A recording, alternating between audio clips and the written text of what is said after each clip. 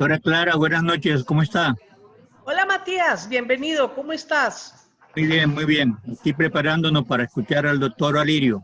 Qué bueno, él ya llegó, vamos a pasar un breve video y enseguida arrancamos con Alirio. Si no se demora demasiado el video, entonces le damos un par de minutos y si no arrancamos directamente, Alirio. Muchas gracias por la paciencia y por acompañarnos. Él ha Ah, sido bueno, bueno. arquitecto de la tutela que declaró que yo creo que eso es paradigmática, esa sentencia de la Corte Suprema de Justicia en defensa del derecho a la movilización social y a la protesta. Entonces le Sí, han prestado un gran servicio al país presentando una tutela tan bien estructurada que la Corte la sacó una sentencia que debería ser de obligatoria lectura para com- gobernantes y gobernados, porque a veces los mismos gobernados no conocen sus derechos. así es, sí señora. Como dice, han dicho algunos, ha sido Y una que sentencia, un quisiera solo fallo preguntar histórico. varias cosas, dejarlas en el tintero y al final cuando termine esta escuela política mirar si se resolvieron. ¿La protesta es un derecho? ¿Se puede decir que los vándalos son la entraña de la protesta? Se sabe que algunas oportunidades son infiltrados del establecimiento. ¿Por qué se estigmatiza la protesta social? Y por último, ¿es necesario que el gobierno pida disculpas a la ciudadanía? ¿Está obligado a hacerlo? Yo con esas preguntas vamos al foro. Listo, doctora Clara, vamos directamente al foro. Ahora, tenemos un video, pero vamos a hablar con ella y después lo rodamos. Listo, vamos al foro y nos conectamos directamente desde acá de ¿usted qué opina al foro? Bueno, una bienvenida a todos los asistentes a nuestra escuela política. Hoy tenemos de invitado especial al doctor Alirio Uribe.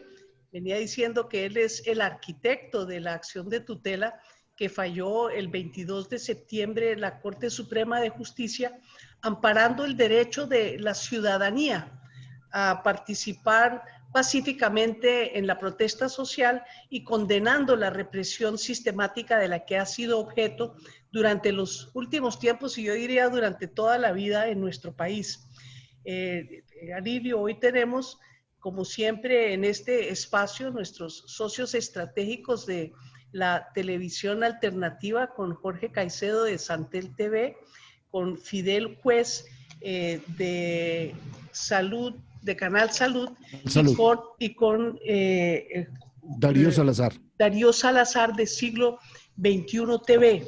Estamos transmitiendo de manera directa este espacio y yo le diría a Jorge que arranquemos con el video de La Silla Vacía y procedemos a a escuchar la presentación de Alirio Uribe, que va a ser de supremo interés para todos nosotros.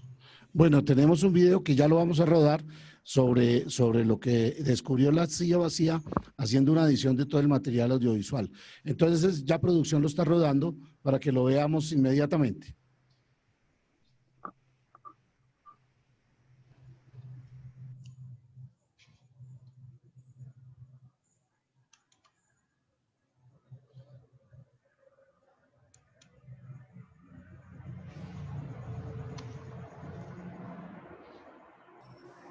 Más contundentes de cómo el 9 de septiembre la policía disparó directamente contra manifestantes en medio de las protestas por el asesinato de Javier Ordóñez a manos de varios policías. Solo en Bogotá esa noche mataron a 7 jóvenes a bala y a otros 3 en Soacha. Este video, que reveló Semana y se ha vuelto viral, capta un momento de lo que pasó esa noche en los alrededores del CAI Verbenal, en Usaquén, en donde cayeron 3 de esas víctimas.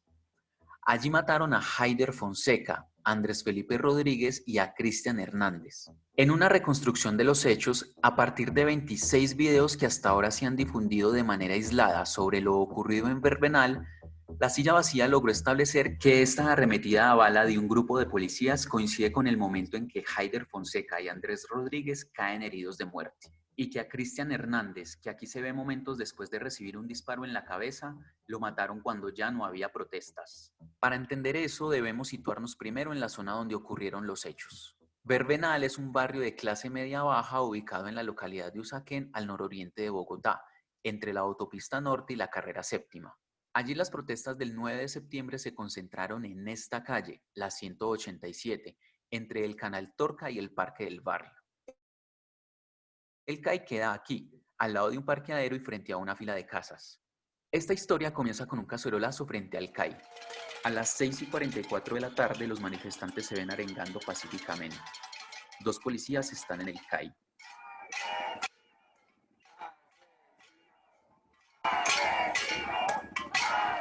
La protesta va subiendo de tono. Los manifestantes primero le tiran tomates al CAI, luego lo grafitean, le lanzan piedras y un hombre prende fuego en la ventana principal. Poco después llegan refuerzos de la policía por el lado del parque. También los reciben a piedra. Es aquí cuando un grupo de manifestantes patea a un policía en el piso, en una imagen que ha circulado mucho en redes sociales. Los refuerzos alejan a los manifestantes que tiraban piedra, aunque algunos siguen gritando. En la hora que sigue, los manifestantes se mueven al parque y algunos le siguen tirando piedra a la policía, que queda al lado del CAI. El panorama desde el lado del parque es este. Los manifestantes lanzan piedra hacia la zona donde está la policía, y ya se escuchan algunas detonaciones. Pues son las 8:30 y las cosas siguen fulminantes. A Haider, Andrés y Cristian los matan poco más de una hora después.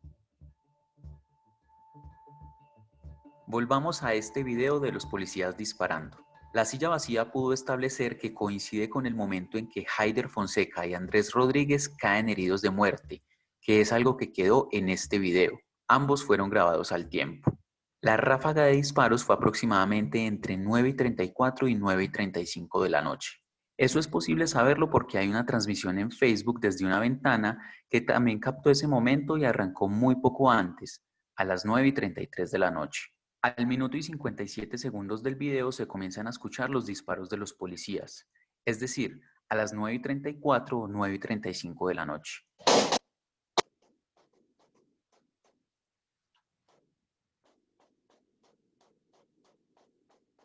La persona que grabó desde una ventana está enfocada en los manifestantes, pero al escuchar los disparos gira la cámara hacia el CAI.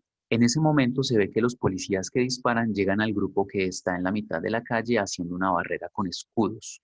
Los 2 videos fueron hechos desde ángulos diferentes, pero captan los mismos hechos. ¿Cómo lo sabemos? Hay varias muestras de esto. Primero está el movimiento al lado del CAI. El video viral muestra que este policía asoma su casco y lo vuelve a esconder.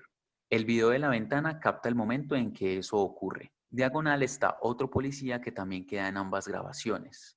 La cámara de la ventana se vuelve sobre los manifestantes, mientras la otra se queda en el CAI y muestra cómo 4 policías salen de allí. A 3 se les ve disparando. La cámara de la ventana vuelve a apuntar hacia esa zona y capta cuando llegan. Uno de los policías que hace barrera activa un extintor para tapar la visibilidad de los manifestantes. Es algo que, por lo que se puede ver en los videos, no han hecho hasta entonces. Lo hace detrás del escudo de un compañero. En los 2 videos también se pueden identificar los movimientos de al menos 2 policías. Uno es este. Se ve cuando avanza y tuerce el torso hacia la izquierda. Luego cuando apunta su arma hacia los manifestantes. Y cuando se corre hacia el andén. El otro es este, que también se pone en posición para apuntar hacia los manifestantes. Algo que no se ve en el video de arriba porque se corta es que los disparos continúan. De acuerdo con la transmisión en Facebook desde la ventana que capta toda esa secuencia, hubo disparos por 32 segundos, más o menos entre las 9:34 y 9:35 de la noche, en un momento en que los manifestantes, aunque estaban lanzando piedra, no estaban avanzando y se ubicaban a unos 30 metros de la policía. Todo indica que Haider Fonseca y Andrés Rodríguez caen heridos como consecuencia de ese ataque de la policía. Eso lo sabemos porque el otro video que fue grabado desde el Parque Verbenal, del lado de los manifestantes, capta el momento en que Haider cae. Se trata de una transmisión en Facebook que comienza a las 8:31 de la noche. En ese video se ve que Haider, que es el primero de los 3 jóvenes que está detrás de esta puerta, cae en medio de una ráfaga 1 hora, 2 minutos y 45 segundos después de iniciada esa transmisión. Eso quiere decir que cayó aproximadamente a las 9:34 de la noche, la misma hora en la que se identifican los disparos de los policías en los primeros 2 videos. Es también la hora a la que la novia de Haider, que nos dijo que estaba viendo esta transmisión de Facebook, dice que lo vio caer. En ese momento, Andrés también cae herido. Él no se ve caer en el video unos pasos atrás de Haider. Sabemos que él también es herido en ese momento porque el autor de la transmisión de Facebook, que se va hacia donde atienden a Haider, se da cuenta de que hay otra persona a la que están atendiendo a unos metros. Otro. Cogieron a otro. Esa persona es Andrés. Aunque este video no lo muestra, hay otro que llega al mismo punto y deja ver que es él. Al ver entonces los primeros 3 videos juntos y sincronizados, queda claro que este de los policías disparando se corta cuando Haider sigue de pie.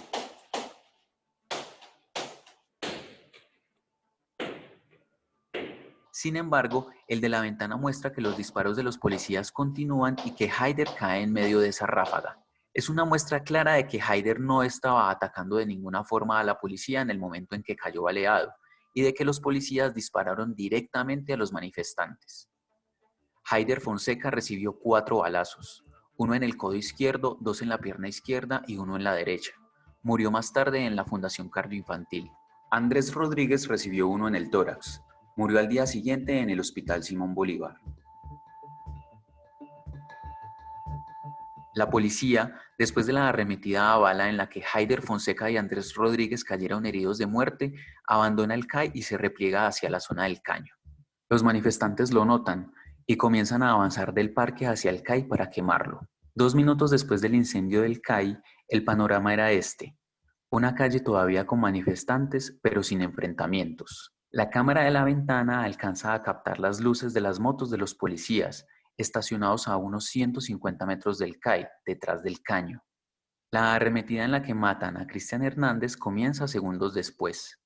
Este video capta de cerca el paso de las motos por el caño segundos después de que arrancan.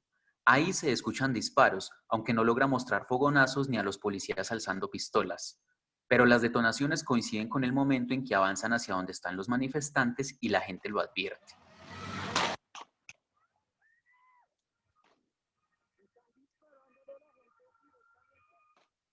El video de la ventana muestra que los manifestantes se dan cuenta de que vienen las motos, por lo que comienzan a retroceder corriendo de nuevo hacia el parque. Al otro lado se nota la dimensión de la caravana de motos que llega disparando. Se alcanzan a ver al menos 11. Cada una lleva piloto y copiloto. Mientras la policía dispara, este es el panorama en el parque.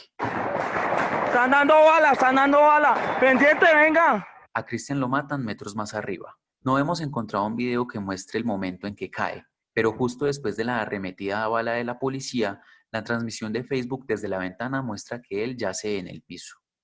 En el parque también se dan cuenta y se van hacia él. ¡Lo mataron! ¡Lo mataron, hijo de puta! ¡Lo mataron! ¡Lo mataron, hijo de puta! ¿Cómo lo mataron? En este video posiblemente haya una pista. Es el mismo que muestra el comienzo de la caravana de policías que disparan. En un momento se ve cómo 2 personas cruzan la calle en medio de las balas, una en dirección al CAI y otra que corre desde el sector del CAI al lado opuesto. Esta llama la atención porque apenas cruza la calle, los que graban advierten que alguien cayó en medio de las balas. Por sí solo no es un indicio de que ese es Cristian. Sin embargo, quienes graban el video de la ventana notan prácticamente al mismo tiempo que Cristian Hernández cae baleado. Sabemos que es casi al tiempo después de sincronizar los 2 videos.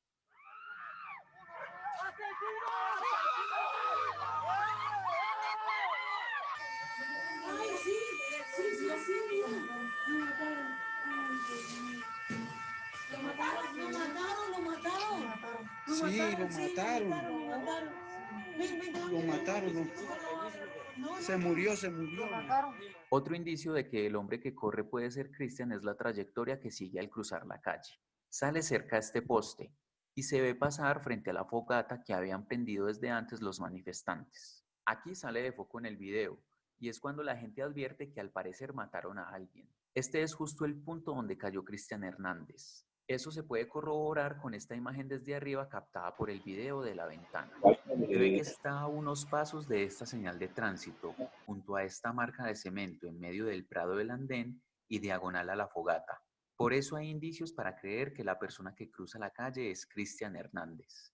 Pero más allá de eso, este video evidencia que los policías en el Verbenal les dispararon a personas que estaban en actitud de huida y que no los estaban atacando. Hasta ahora, las familias de Haider, Andrés y Cristian no tienen informes sobre el tipo de balas que los mataron, algo clave para terminar de entender cómo pasó todo esa noche. Además, porque ese día en Verbenal también se reportó un policía herido de bala, pero la policía no ha explicado exactamente en qué circunstancias y qué tipo de proyectil lo impactó. Los manifestantes encontraron casquillos esa noche diagonal al CAI, uno de los puntos desde donde dispararon policías en la baleada en la que cayeron Haider y Andrés. Estos también son casquillos hallados en ese sector. El detalle de uno de ellos deja ver que es 9 milímetros, el calibre de las balas que usa la policía.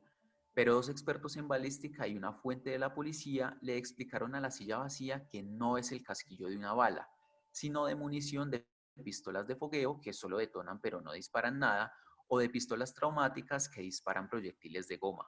Los expertos en balística nos dijeron que, aunque es muy difícil, existe la posibilidad de manipular casquillos de ese tipo para vincularlos a balas de verdad.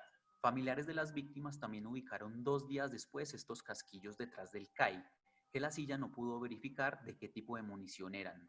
Pero por esa zona también encontraron esta bala, y hay que tener en cuenta que desde ahí también disparó la policía hacia los manifestantes, como se ve en este video antes de los 3 asesinatos.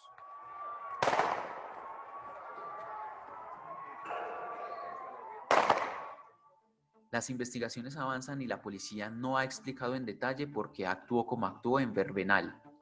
Tampoco respondió la solicitud de La Silla Vacía para hablar del caso. Por lo pronto, es incontrovertible que a Haider, Andrés y Cristian los mataron a bala esa noche durante 2 violentas arremetidas de la policía.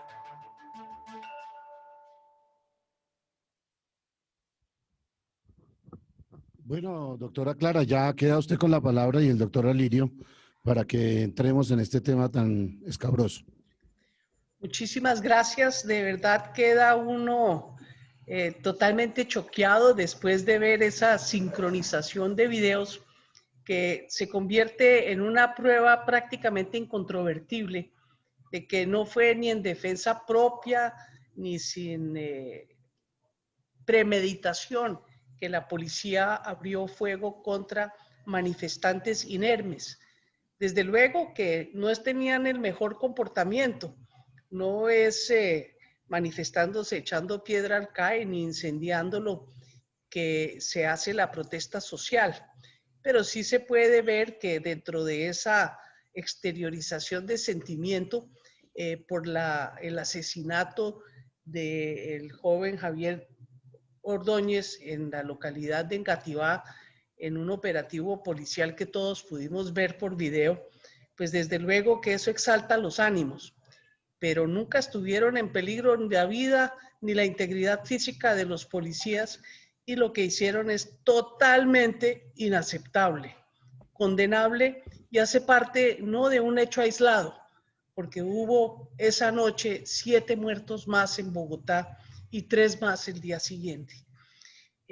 Con este prolegómeno presentamos a doctor Alirio Uribe Muñoz, que es un abogado y político colombiano. Fuimos colegas en el Polo Democrático Alternativo. Fue representante a la Cámara por Bogotá hasta el periodo pasado. Alirio es un muy reconocido defensor de los derechos humanos y hasta su posesión como congresista se desempeñó como presidente del grupo de abogados José Alvear Restrepo.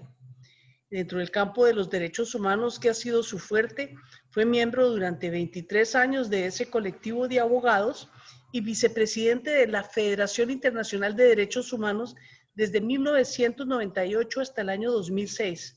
También fue juez del Tribunal Permanente de los Pueblos en juicios éticos contra empresas extranjeras por violación de los derechos humanos. Es una persona que se ha distinguido en toda su carrera como un hombre íntegro, valiente, y ha sido el arquitecto de esa acción de tutela que hoy tiene al gobierno y a la policía contra las cuerdas por un pronunciamiento muy fuerte y las órdenes específicas y con plazos que le ha dado la Corte Suprema de Justicia de enderezar los comportamientos sistemáticos de violación de los derechos humanos durante las protestas por parte de la fuerza pública. Con esa introducción le damos la palabra y el agradecimiento a Alirio Uribe por aceptar estar con nosotros. El procedimiento es el siguiente: hace usted una presentación, no sé, el tiempo que usted requiera, nosotros somos solo oídos. Y posteriormente, nuestros socios de la televisión alternativa harán unas preguntas. Posteriormente intervendrán los miembros de la Escuela Política para devolverle finalmente la palabra a Lirio para las conclusiones. Entonces le damos la palabra y somos todo oídos para escucharlo. Muchísimas gracias. Bueno, muy buenas noches. Pues primero que todo agradecer a ti, Clara, por la invitación y pues a todas y todos ustedes los que están aquí presentes para que dialoguemos un poquito sobre este tema de lo que ha sido la violencia policial en Colombia y concretamente lo que ha pasado con esta tutela, con estas decisiones judiciales. Gracias, Clara, por la presentación tan generosa que hiciste. Y bueno, efectivamente, hay que decir que esto es un proceso colectivo, que aquí participamos muchas ONGs de derechos humanos, también investigadores, académicos, pero también lo más importante, participaron víctimas, es decir, personas que habían sido afectadas por los hechos ocurridos el año pasado. Primero, ubicarles en que esta sentencia se presentó en diciembre 16 del 2019, es decir que esta sentencia corresponde totalmente a los hechos del año pasado, los del 21 de noviembre y los anteriores al 21 de noviembre. Yo voy a tratar de lo más rápidamente posible explicar un poco los contenidos de la tutela, de lo que nosotros presentamos inicialmente y después de lo que la Corte resolvió y de lo de las órdenes de la Corte. Digamos que la tutela lo que buscaba pues era que esas prácticas que nosotros considerábamos sistemáticas por parte de la policía y del SMAT, que amenazaban y vulneraban la protesta social, la integridad personal, el debido proceso y otra serie de derechos fundamentales de quienes asisten a las manifestaciones. Muchas de las personas accionantes pues eran víctimas y personas que habían sido amenazadas en el marco de las protestas. La tutela se dirigió contra el presidente de la República, al ministro de Defensa, al ministro del Interior, el alcalde mayor de Bogotá. En esa época pues era Peñalosa, el director general de la policía y el comandante general de la Policía Metropolitana de Bogotá. Insisto, fuimos muchas personas, organizaciones, y básicamente denunciábamos 5 prácticas. 1, la disolución sistemática, arbitraria e injustificada de protestas pacíficas. Tal vez el caso más evidente fue el que vimos cuando mataron a Dylan Cruz, que era una protesta pacífica, que no había ninguna protesta, que no estaban haciendo ningún daño y que la policía la disuelve y de manera injustificada y luego le disparan a Dylan y lo asesinan. Pero así ocurrió con muchísimas protestas pacíficas que fueron, insistimos, de manera arbitraria disueltas. Entonces ese era como un gran capítulo de prácticas. Otro tema era la utilización ilegal de armas potencialmente letales, violando pues los reglamentos en estos temas. El uso arbitrario de mecanismos químicos de dispersión de manifestantes también era otro eje. La utilización arbitraria de una cantidad de mecanismos que utiliza la policía para detener a los manifestantes, especialmente las detenciones, lo que llaman los traslados por protección. Bueno, ahí se colocaron una cantidad de derechos constitucionales que se violaban, la mayoría pues conectados con la protesta, la libertad de expresión, el derecho de petición, el derecho de asociación, libertad de locomoción, el derecho de participación, teniendo la protesta como un derecho de participación, Y obviamente se establecían cómo estos derechos consagrados en pactos internacionales también resultaban pues violatorios de los derechos fundamentales de los accionantes. En esa tutela también se solicitó que se vinculara al Procurador General de la Nación, al Defensor del Pueblo, porque podían ser algunos de los destinatarios de las órdenes que solicitábamos. Allí se había pedido una medida provisional y era que se suspendiera la intervención del ESMAD en las protestas. Esa medida nunca se concedió. La tutela se perdió en primera instancia, también es bueno que sepan que la tutela se perdió en el tribunal. Y pues la tutela tiene varios capítulos que detallan todos los hechos, los elementos de procedibilidad de la acción, las violaciones específicas a los diferentes derechos fundamentales y pues todo un capítulo digamos, de solicitudes. Se realzó mucho el tema de la estigmatización al ejercicio de la protesta por parte de los funcionarios del gobierno y de la Policía Nacional y los puntos que mencioné antes, disolución de protestas, todas las lesiones y heridas que se causaron a los manifestantes, el uso de lacrimógenos, gases, agentes químicos, las masivas detenciones de traslados por protección y todo el uso pues excesivo e indiscriminado de la fuerza. Se pusieron muchos ejemplos, se trajeron a colación muchos casos, porque las organizaciones que hicimos la tutela pues veníamos acompañando las protestas en las calles, pero también veníamos sistematizando y recogiendo todos los hechos de violencia que se presentaban.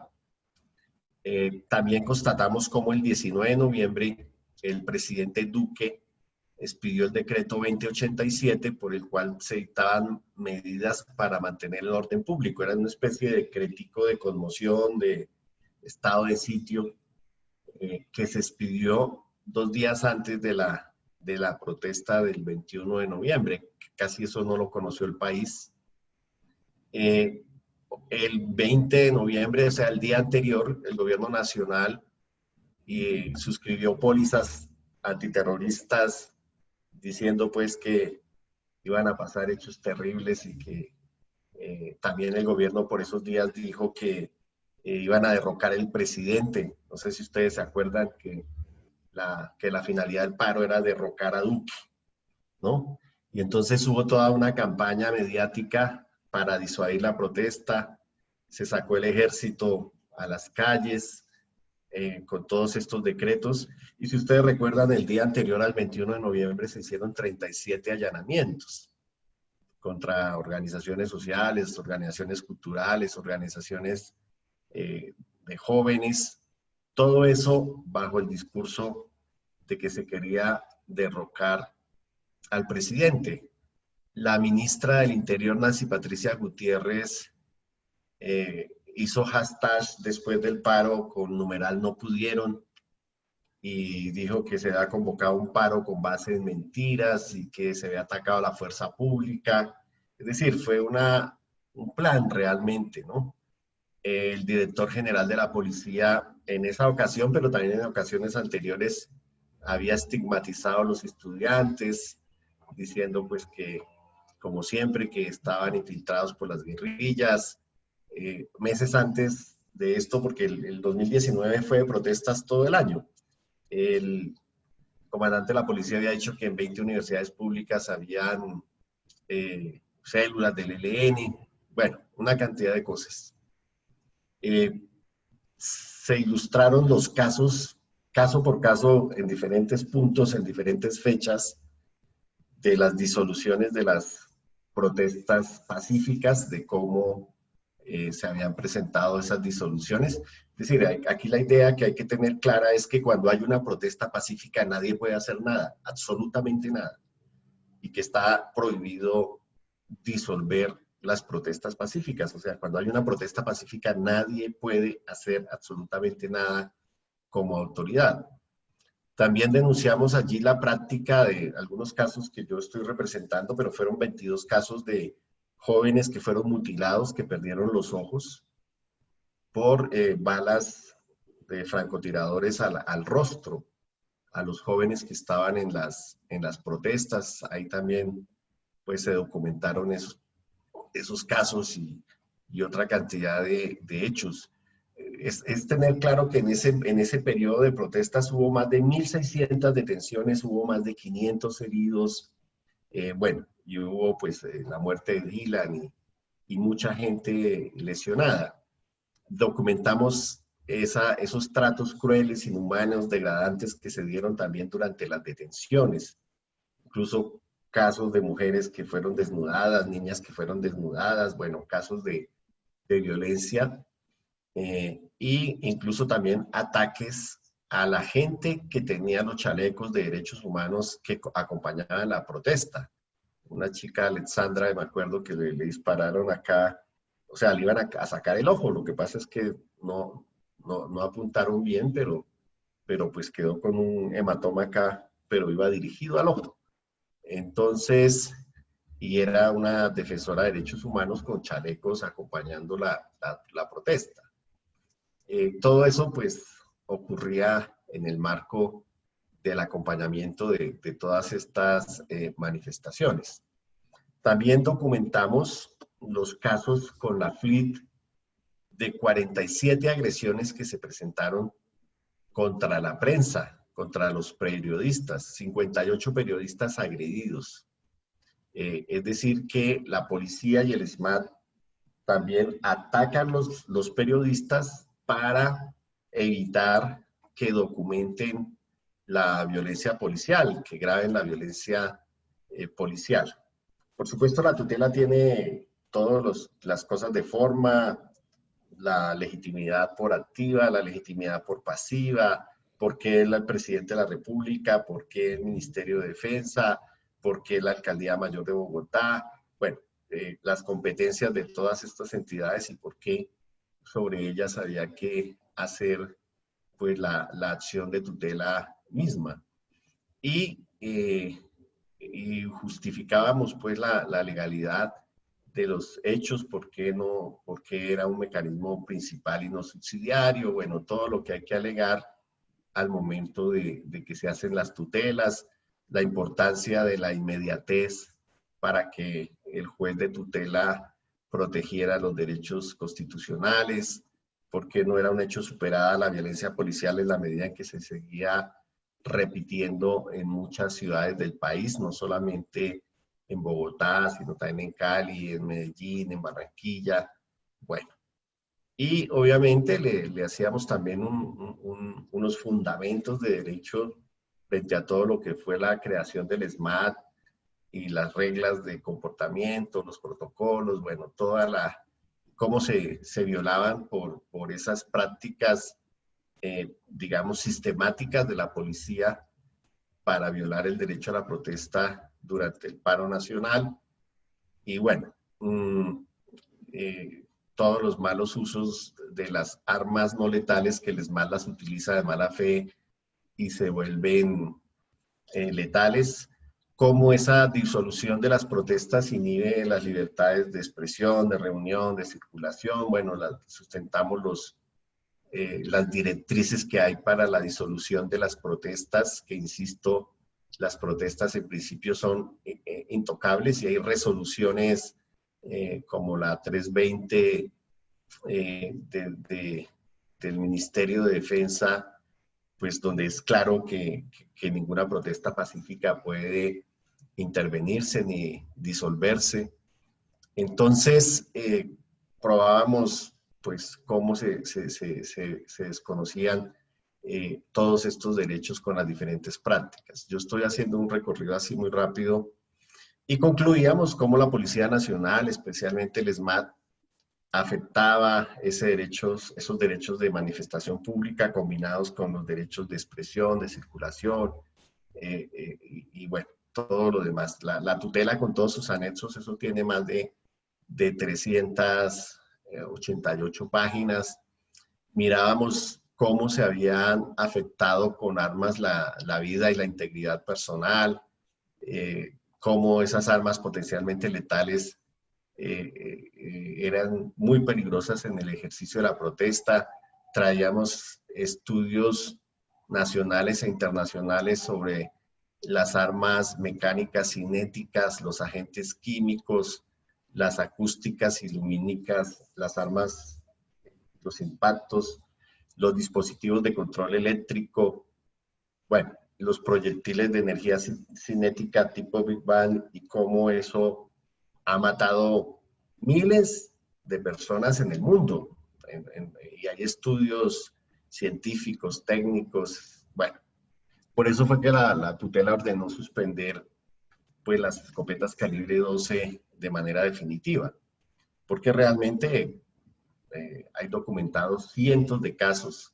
También mostramos cómo esos agentes químicos irritantes que usan en las protestas no se pueden utilizar de manera indiscriminada y deben ser al final, pues ya cuando definitivamente hay violencia o hay una cantidad de cosas.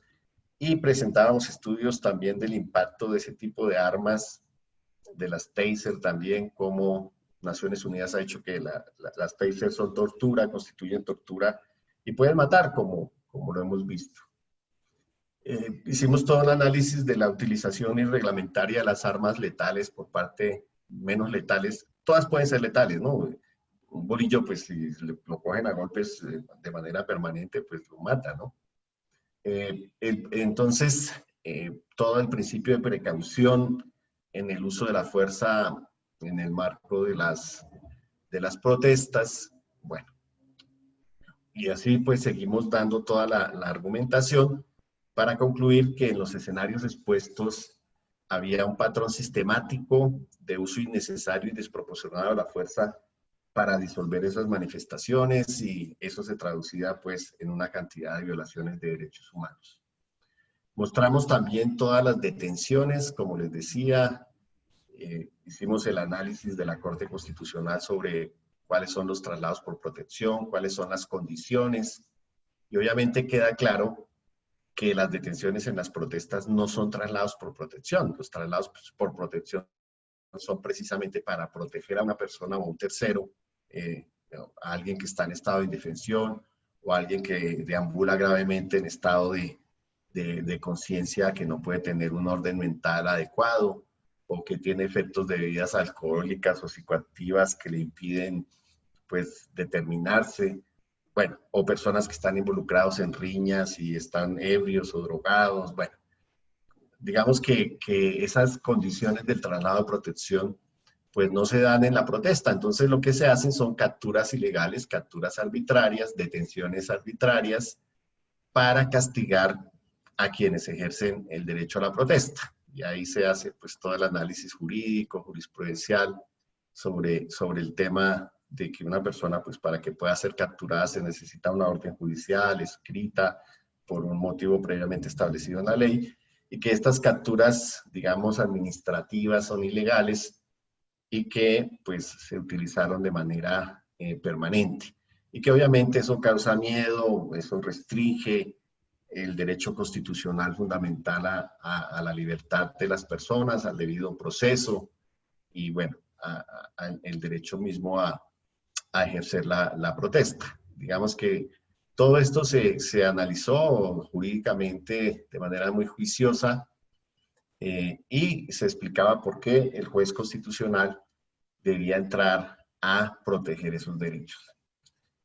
También toda la presencia del ESMAD y de la fuerza disponible y se enlistaron una serie de patrones y de prácticas dentro de las protestas. El problema de la incorrecta identificación de los miembros de la fuerza pública. Ustedes han visto que se puso de moda que ellos ya se tapan los nombres, se voltean las chaquetas, es decir, actúan como criminales realmente, ¿no? Sin identidad y bueno. Entonces, todo eso también se documentó, se entregaron muchísimos videos, muchísima información de medios. Y luego vinieron pues las peticiones. Obviamente nosotros pedimos de todo. Fueron más de 20 y pico de peticiones pues para que se garantizaran pues se declararan violados los derechos y se tutelaran los derechos, lo cual la Corte pues lo acogió.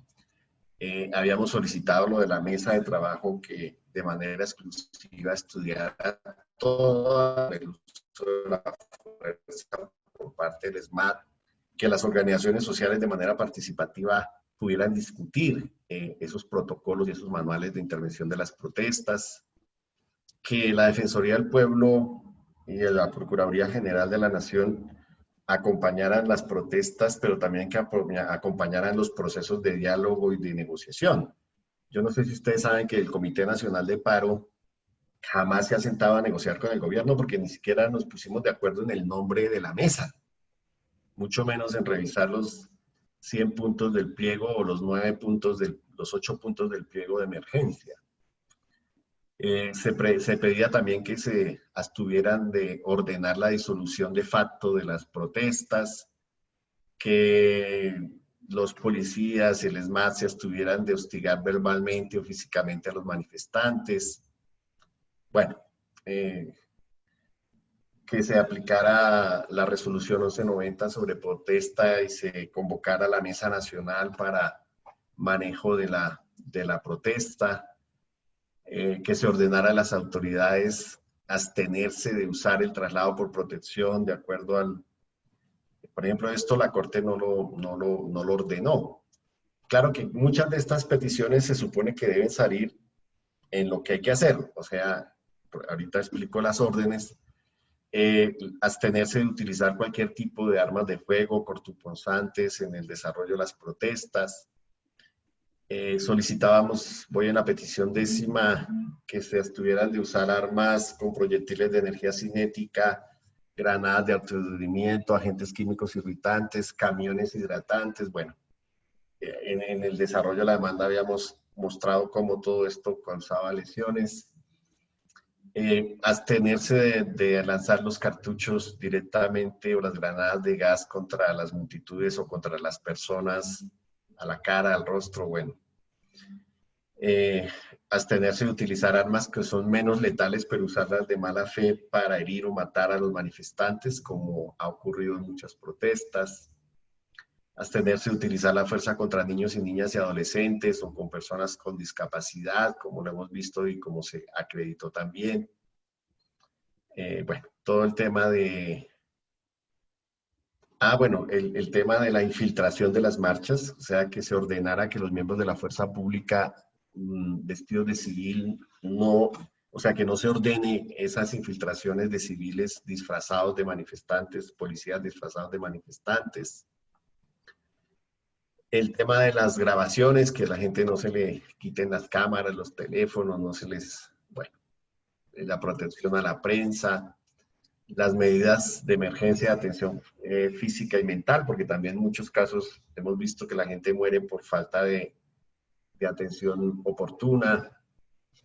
Bueno, eran todas las órdenes también pedíamos la suspensión del SMAT, o sea que dejara de acompañar las protestas por ser un mecanismo agotado y vinculado en una cantidad de, bueno, total eran como 23 peticiones que nosotros hacíamos en el marco de la tutela. Por supuesto, la Corte Suprema no ordenó todo, pero es muy importante, como se aclara, yo los invito a que lean la sentencia que tiene pues 171 páginas con sus salvamentos de voto. Y es importante porque pues la tutela de alguna manera hace el estudio que estamos hablando y efectivamente pues relata cómo el gobierno militarizó las ciudades con vehículos blindados, ¿no? Cómo activó las pólizas antiterroristas, expidió el decreto 2087, influyó en los medios de comunicación para emitir propaganda negativa, estigmatizante, peyorativa hacia quienes hacían ejercicio de un derecho fundamental. También recuerden ustedes que se crearon grupos de choque como medio paracos que salieron en declaraciones públicas, incluso con congresistas del Centro Democrático, amenazando con ejercer violencia a quienes participaran en las protestas, el cuento de que yo no protesto, yo trabajo, bueno, no me acuerdo cómo eran las arengas que hacían. Entonces, bueno, la Corte registró muy bien el tema de los allanamientos para perseguir a la gente, y eso fue pues bastante atemorizante.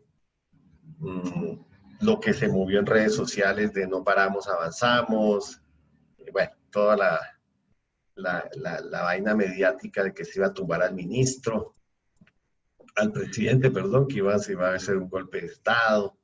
Todo eso para generar ese ambiente de violencia que hizo que después, pues obviamente, se utilizara la violencia contra las personas. Entonces, digamos que la Corte recoge de manera bien todo lo que pasó, recoge muy bien y hace un análisis sobre el caso del asesinato de Dylan Cruz y lo de la protesta pacífica y de lo de utilización de estas armas cinéticas y el impacto que podían tener pues estas escopetas calibre 12 que definitivamente podían matar. El capitán que mata a Dylan es un capitán, o sea que no era cualquier miembro del ESMAD y además era profesor o formador del ESMAD.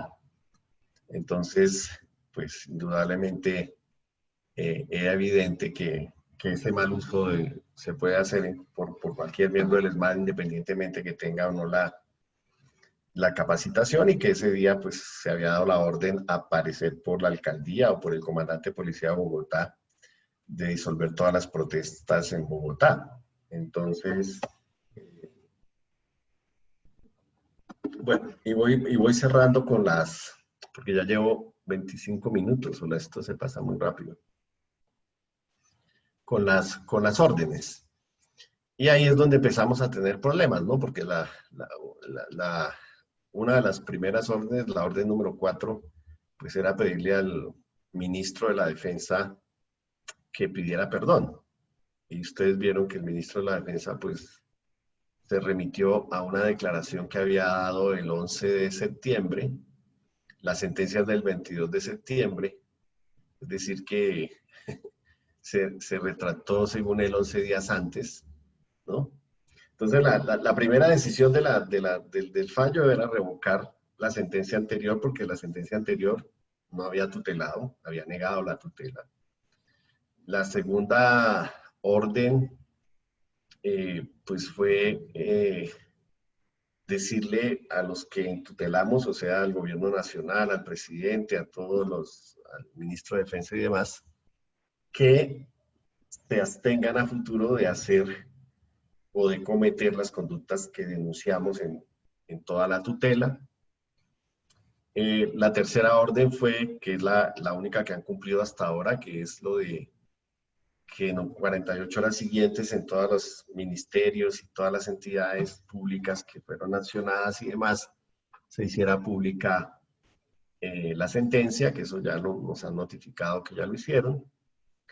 Y la cuarta orden era la del ministro de Defensa de pedir perdón, de pedir disculpas, que es pues la que está hoy moviéndose en todos los medios, que me tienen loco llamándome todo el tiempo, porque el ministro, como insisto, el ministro no pidió perdón, y el perdón del 11 de septiembre era por los muertos del 9, no era por los hechos del año pasado. Recuerden que esto se presentó en diciembre del 2019. Y dos, pues, la forma como lo hizo y demás, pues no, por eso hemos solicitado que se requiera nuevamente al ministro, ahí como el que paga mal paga dos veces un poco, ¿no? La orden número 5, que para mí es de las fundamentales, es que dentro de los 30 días siguientes al fallo, se expida un acto administrativo que ordene a todos los miembros de la rama ejecutiva mantenerse neutrales cuando se produzcan manifestaciones y protestas. Es decir que, claro, habla de protestas y manifestaciones no violentas. Yo no sé si ustedes tienen claro, pero yo creo que sí, que aquí la protesta se estigmatiza antes, se estigmatiza durante y se estigmatiza después. Por ejemplo, cuando ya después se dice que fue el ELN y las FARC los que estaban quemando los CAIs, pues obviamente se está justificando la violencia que hubo con los muertos, porque se está diciendo con posterioridad, claro, es que como ahí estaba el ELN, las FARC y demás, ¿no? Entonces, lo que se trata de ordenar con esto, con este acto administrativo, es que las autoridades no califiquen la protesta. No diga, no salga el ministro, no salga el presidente, no salga el comandante de la policía, el gobernador, el alcalde, porque todos lo hacen.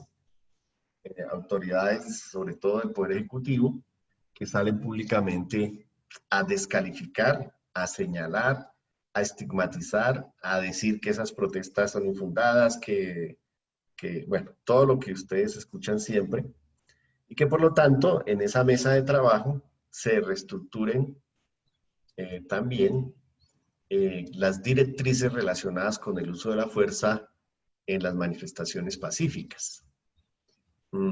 Y dice además que si no hay un consenso, en todo caso el gobierno nacional, dentro de los 60 días siguientes, debe sacar un acto administrativo donde tenga en cuenta todas las directrices señaladas en la jurisprudencia de la Corte Constitucional, de la Corte Interamericana, de Naciones Unidas, en lo que tiene que ver con la intervención y el uso de la fuerza por parte de la policía y las fuerzas militares en las manifestaciones y protestas. Y entonces que se debe hacer énfasis en una intervención sistemática, en prevenir pues que no hayan intervenciones violentas, sistemáticas contra los manifestantes, que no haya estigmatización, que haya un uso proporcionado de la fuerza, que no hayan detenciones ilegales, tratos inhumanos, crueles, degradantes, y que no se ataque la prensa, la libertad de expresión.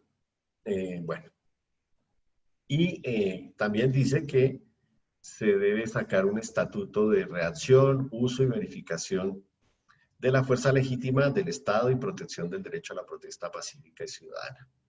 Y eso tiene protocolos de acciones preventivas, tiene protocolo de acciones concomitantes a la protesta, y ahí la Corte va dando pues unos estándares, unas líneas, y también tiene protocolos de acciones posteriores a cuando ya se han pasado las protestas.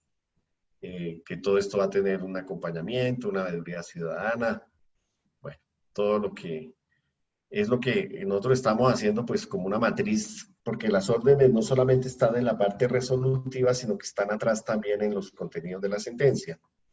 Estamos tratando de ordenar en una matriz para poder ordenar de manera más clara todas las órdenes de la sentencia. Estos son lo que se llaman en materia de tutela órdenes complejas. Normalmente las tutelas son intuite persona o son para los derechos fundamentales de una pequeña persona, de un grupo, pero cuando son tutelas así de este tipo, pues estamos hablando de órdenes complejas que implican casi que de rediseñar y reestructurar las prácticas de la policía, y por lo tanto, pues, eso requiere, pues, un análisis más profundo, y la Corte Suprema se reserva la posibilidad de ella misma supervisar, porque normalmente la tutela del de segunda instancia falla y se lo devuelve al tribunal para que el tribunal le haga seguimiento. Pero la tutela, la Corte se reservó la facultad de mirar también el cumplimiento de la tutela. También se estableció en el punto 6 algo que es muy importante, y es que la policía, la fiscalía, la procuraduría, dentro de los 30 días siguientes a este fallo, exista un protocolo que permita a los ciudadanos y a las organizaciones defensoras de derechos humanos y a las entidades vinculadas a Naciones Unidas verificar el tema de las capturas y los traslados de las personas y poder visitar a las personas en los centros de traslado por protección. Yo he estado personalmente en esos sitios y es muy complicado que lo dejen a uno ingresar, porque los días que hay protestas empiezan a reportarse mucha gente desaparecida. De hecho, es usual que la policía mete en las camionetas o en los camiones o lo que sea y se pone a pasear la gente y a amenazarla y a agredirla, y no la llevan directamente a los centros de traslado por protección. Entonces, por eso es que la gente empieza a reportar desaparecidos, porque no aparecen en los CTPs, en el CTP. También se ordena a la Procuraduría y la Defensoría del Pueblo que dentro de los 30 días siguientes tengan un plan para acompañar, asesorar jurídicamente a las personas en las protestas. Se ordena al Defensor del Pueblo que hasta tanto no se constate que el ESMAD está en capacidad de hacer uso moderado de la fuerza y de garantizar el respeto de derechos y libertades, pues que el ESMAD acompañe y que haga un control estricto frente a toda la actuación. Es decir, que casi que la Defensoría tendría que andar con ellos de manera permanente vigilándolo, de acuerdo a la orden que da la Corte. El noveno es ordenar a los escuadrones del ESMAD y a cualquier institución que efectúe actividades de policía que dentro de las 48 horas siguientes suspenda el uso de las escopetas calibre 12, no se vuelvan a utilizar. También le da órdenes al Defensor del Pueblo para que cada mes remita un informe sobre el cumplimiento de las órdenes. Esta mañana tuvimos una reunión con el Defensor del Pueblo para efectos de cómo la Defensoría va a monitorear todo esto. El 11º es el que les decía, la Corte se reserva la competencia para, cuando lo estime competente, mirar que se haya cumplido lo ordenado. Bueno, digamos que así ya hay otras órdenes ahí que son ya más de trámite, pero digamos que esto es. Y obviamente estamos hablando del 2019, no estamos hablando de lo que pasó ahorita. Ustedes saben que nosotros teníamos a Duque contra las cuerdas con los cacerolazos, las protestas, las marchas, luego nos cayó la pandemia y nos encerró a todos, nos deprimió, nos dejó sin trabajo a muchos, jodidos a otros, enfermos a otros, pero apenas se levantó la pandemia, pues la gente volvió y entró en calor. Tenemos paro el 21 de octubre, el lunes 5 arranca la minga en el Cauca, y el 21 de noviembre pues debemos estar en un paro nacional. Por lo menos eso es lo que están diciendo las organizaciones. Entonces, dejo hasta ahí. Muchas gracias.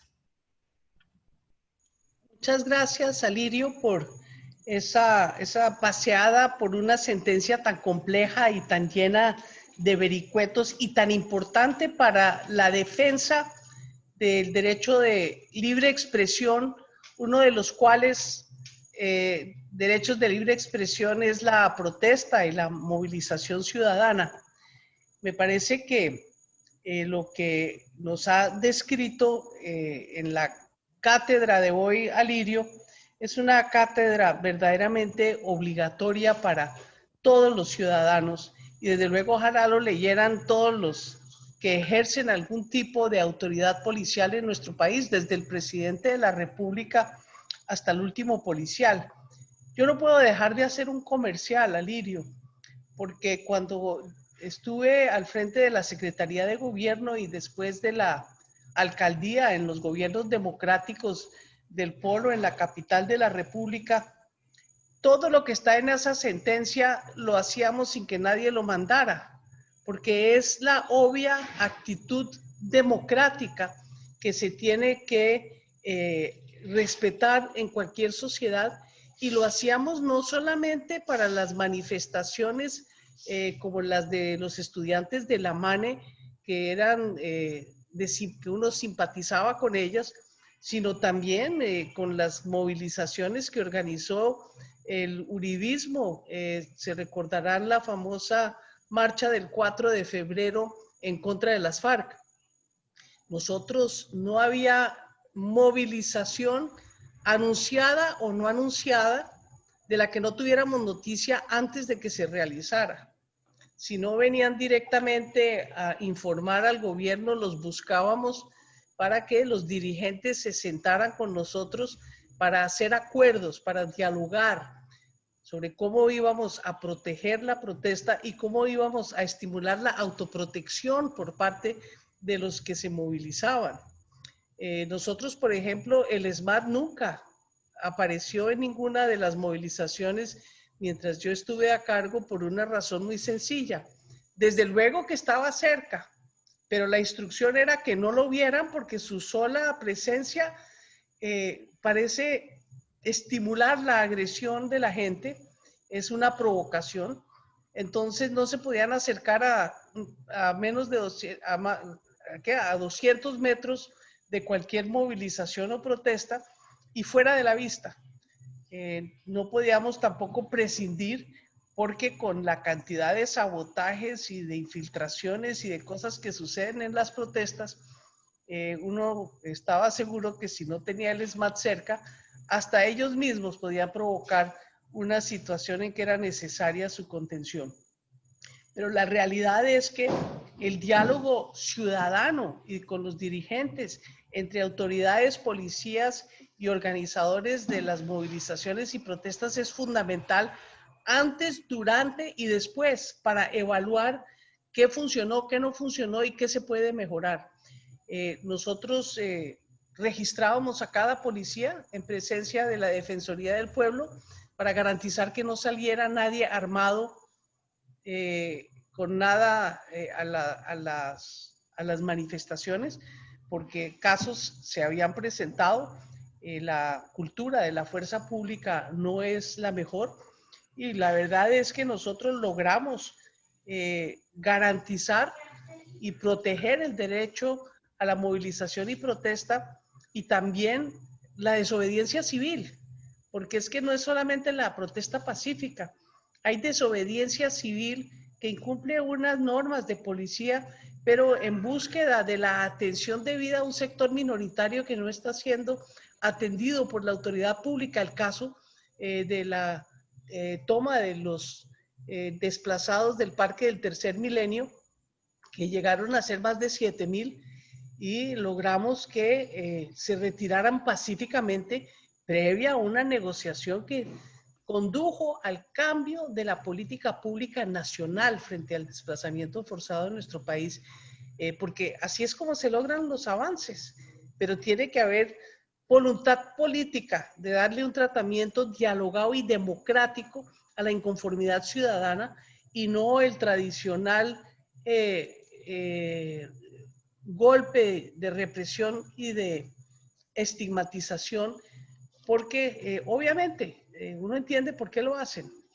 El señor Piketty en su libro reciente hace un recuento histórico sobre el derecho de la propiedad y cuenta cómo la abolición de la esclavitud, claro que la pintaron de muy bellísimas ideas filosóficas de la época de los derechos humanos, pero finalmente se dio porque en Haití se sublevaron los esclavos y mataron a todos los dueños de los esclavos. Eran circunstancias complejas en que el 80% de la población ya era esclavizada y no tenían cómo de verdad controlarlos. Entonces, cuando les cogen miedo es cuando empiezan a venir las reformas. Por eso la movilización ciudadana es tan importante, porque sí promueve cambios. La MANE impidió una reforma muy negativa del presidente Juan Manuel Santos de la Ley de Educación. La protesta del Tercer Milenio logró el cambio de la política pública sobre el desplazamiento y desde luego las mingas indígenas no han logrado su cometido, porque aquí nadie les quiere devolver ni cumplir las sentencias que les devuelven unas tierras que les fueron arrebatadas en el Cauca hace muchos años, y hay sentencias que ordenan su entrega y todavía no les han hecho entrega de las tierras. Yo estoy segura que esa demanda va a venir en la minga del mes de octubre nuevamente. Entonces, en ese contexto es para decir que, mire, si usted quiere disolver una protesta fácil, hace lo que hace la policía. Lo que es complejo es proteger el derecho y esa es la obligación. Y se puede proteger con medidas quirúrgicas que conoce perfectamente la fuerza pública para aislar a los saboteadores, para aislar a los infiltrados. Y desde luego, si usted ha hecho todo la debida diligencia con los manifestantes, ellos también están en posición de colaborar con medidas de autoprotección a defender la marcha de las infiltraciones. Todo eso se puede hacer, se debe hacer, y bienvenida la sentencia y felicitaciones a todo ese cuerpo jurídico, Alirio, que trabajó con ustedes del Alvear Restrepo para esa gran sentencia de tutela, que espera que la Corte Constitucional no eche atrás, y difícil le quedaría, porque la sentencia a cada orden le adjunta una doctrina o una jurisprudencia de la Corte Constitucional.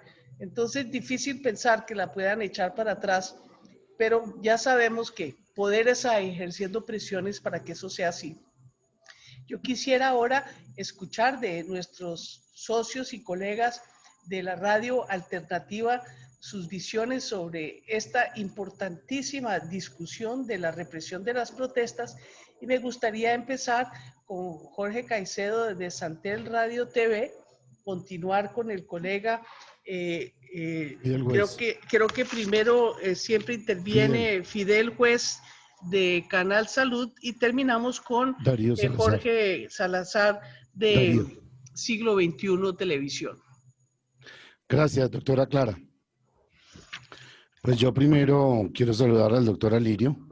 Hace 1 año y medio más o menos, larguito, lo tuvimos acá en nuestros estudios en una de las entrevistas y me agrada volverlo a ver.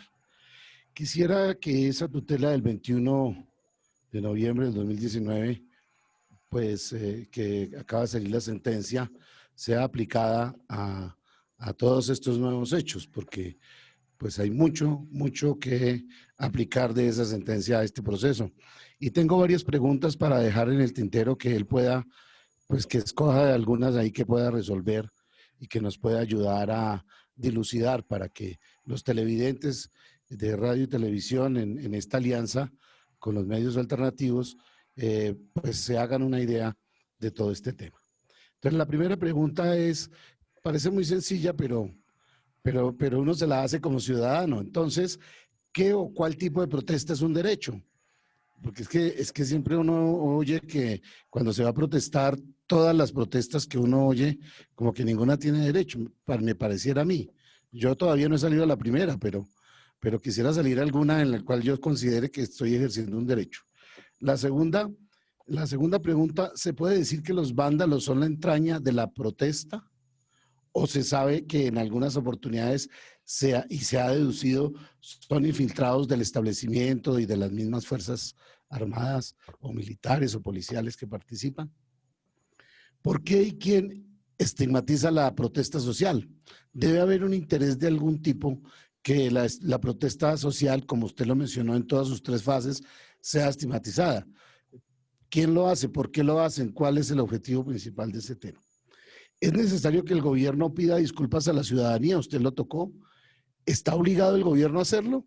Porque en esta sentencia de la tutela del 21 de noviembre del 2019, pues es disculpas de esa época. Y ahora en este momento, las disculpas de este momento también hay que darlas, el gobierno tiene que darlas. ¿Está obligado a hacerlo? Y viene la otra pregunta, se está invitando a una protesta pacífica para el 21 de octubre por parte de la oposición. Ya he oído comentarios en los diferentes medios, no los puedo evaluar, como periodista solamente lo hago, si esta invitación a esta protesta está dentro de la ley. Y si esto es para incendiar el país, porque ya oí comentarios que se está invitando a incendiar el país, no sé qué tan real sea. Y lo otro que también he oído es que los fallos y sentencias de la justicia ahora se volvieron y son políticos. Esa sería la última pregunta. O sea, la rama judicial se volvió una rama política, se volvió una rama que depende de uno de los ámbitos políticos de la polarización del país, o es independiente. Digamos que esas son mis preguntas, doctor Alirio. Usted escoge cuál nos responde, porque son bastantes. Y le pido a Fidel Juez del Canal Salud que por favor intervenga, y después viene Darío Salazar. Entonces, Fidel, su pregunta, por favor, o sus preguntas y su intervención ante el doctor Alirio aquí en esta escuela política. Muchas gracias. Bueno, en primera instancia, pues yo quiero aprovechar que tenemos no solo a un defensor de derechos humanos destacado y a un jurista, sino que también tenemos a una persona que ha ejercido la política. Es decir, que por un lado en la defensa de los derechos básicos y fundamentales de los seres humanos, Por otro lado, desde la acción jurídica para poder hacer ejercicio de los derechos mediante las sentencias, pero también en el accionar político para transformar la realidad. Y eso le da al doctor Alirio Uribe una posición muy interesante. Y la pregunta y la reflexión que quiero pedirle, doctor Alirio, es precisamente en torno a estas sentencias que salen en defensa de los humanos y de derechos colectivos. Y a propósito de eso, que inclusive en cuanto a esas sentencias que salen y no se cumplen, realmente esta sentencia, la sensación que uno tiene es que se la puede seguir pasando por la faja el gobierno y que muchas veces la acción de estas sentencias son como soñadoras porque parece que ya no estuviéramos en un Estado social de derecho, sino en una dictadura. Empieza la gente a sentir el ambiente de la dictadura. Primero por la fuerza, por el uso ilegítimo del monopolio de la fuerza en manos del Estado para defender, por un lado, al Estado de alguna agresión externa, pero también de una agresión interna.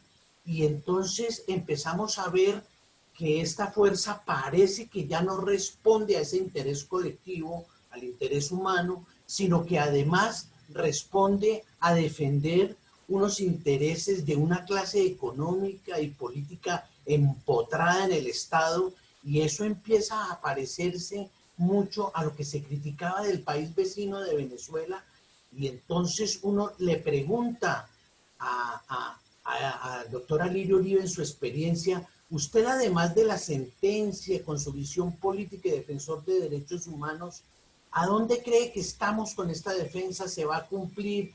¿Cómo contribuye a que finalmente podamos hacer que se recupere el Estado social de derecho? ¿Qué papel tiene la movilización, el papel político, el papel de la defensa de los derechos? En conclusión, doctor Alirio, regálenos una mirada panorámica de la situación, de dónde veníamos, en dónde estamos y hacia dónde vamos. Darío, su intervención para el doctor Alirio. Siga usted. Gracias, Jorge. Siga. Sí, con el saludo inicial a la doctora Clara López, coordinadora de esta escuela, que como lo decimos cada 8 días trae un tema que nos pone a reflexionar también, a pensar y a mirar con optimismo.